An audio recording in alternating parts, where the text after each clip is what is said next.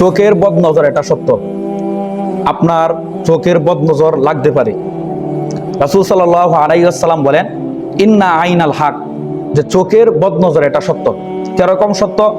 এক সাহাবী গোসল করতেছিল, দূর থেকে আরেকজন সাহাবী তার গোসল দেখলেন আর বললেন, অমুক সাহাবীর তার শরীরের স্কিনটা তো খুব সুন্দর। এই কথা বলার সাথে সাথে সাহাবী অজ্ঞান হয়ে গেলেন।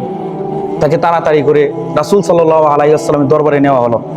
রাসূল জিজ্ঞাসা করলেন, তার এই অবস্থা কিভাবে হলো? অমুক এক সাহাবীকে আমরা বলতে শুনেছি, সেই কথা বলেছে যে তার শরীরের স্কিনটা খুব সুন্দর। ওই কথা বলার সাথে সাথে তার শরীর অজ্ঞান হয়ে গেল। রাসূল সাল্লাল্লাহু আলাইহি ওয়াসাল্লাম বলেন, যাও, যে সাহাবী এই কথা বলেছে তাকে ডেকে নিয়ে আসো। যখন ডেকে নেওয়া আনা হলো, রাসূল সাল্লাল্লাহু আলাইহি ওয়াসাল্লাম বললেন, তুমি কি চাও যে তোমার আরেক ভাইকে তুমি ধ্বংস করে ফেলতে? তুমি কি চাও তোমার অন্য ভাইকে তুমি হত্যা করে ফেলতে? তখন রাসূল সাল্লাল্লাহু আলাইহি ওয়াসাল্লাম বলেছিলেন, ইন্না আইনাল হক, যে চোখের বদনজর এটা সত্য। তারপর এই সাহাবীকে গোসল করানো হলো। তার এই গোসলের পানি দিয়ে তার যেই ভাই অজ্ঞান হলো তার শরীরটাকে ধৌত করে দেওয়া হলো। ইনশাআল্লাহ আল্লাহ পাক রব্বুল আলামিনের এই তার শরীরের পানি দেওয়াতে তার শরীর আগের থেকে অনেক সুস্থ হয়ে গেল। এই জন্য রাসূল সাল্লাল্লাহু আলাইহি ওয়াসাল্লাম বলেন, ইন্না আইনাল হক, যে চোখের বদনজর এটা সত্য। আপনার ছোট বাচ্চার ছবি আপনি অনেক সময় ফেসবুক বিভিন্ন জায়গার মধ্যে আপনি আপলোড করেন, মানুষের চোখের বদনজর লাগতে পারে। আপনার বাচ্চাকে গোসল করে উঠানের মধ্যে রেখে দিলেন, যারা নামাজ পড়ে না তাদের চোখের বদনজর লাগতে পারে। যে কোনো মানুষের চোখের বদনজর লাগতে পারে।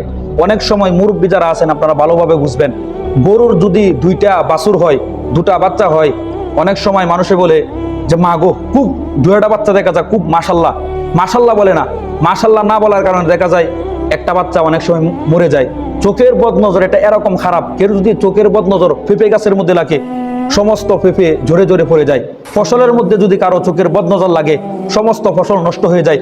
ব্যবসা বাণিজ্যের মধ্যে যদি কারো বদনজর লাগে, যে ভাই তোর ব্যবসা তো লালের লাল, ইনশাল্লাহ বলে নাই, সমস্ত ব্যবসা দেখবেন লস পেয়ে তার একদম সে লসের মধ্যে পড়ে যায়। বিভিন্ন কাজের মধ্যে মানুষের বদদোয়া লাগতে পারে।